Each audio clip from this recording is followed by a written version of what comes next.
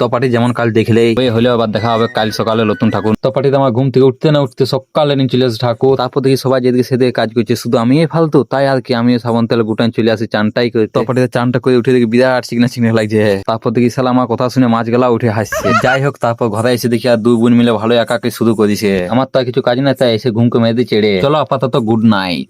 A few moments later. তারপরে সবাইকে আমার তরফে শুভ সন্ধ্যা। বিকাল উঠে একটু ছাদে ঘোরাঘুরি করতে চড়তে যাই, আর দিকে সবাই সকাল থেকে যেদিকে সেদিকে কাজ করছে, তাই আমার আর মনটা মারল না, তাই আমি চলে গেলাম হাতাবাতি করছি। তারপর আমি একটু বাইরে থেকে ঘুরে এসে দেখি সব রেডি করে পূজাও স্টার্ট করে দিচ্ছে।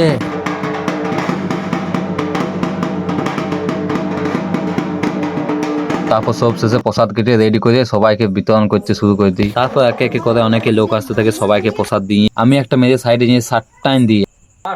চলো খোড়াদা টাটা, আমি তো চললাম, তোমরা যেতে যেতে হাত মহাদেবটা বলতে ভুলো না।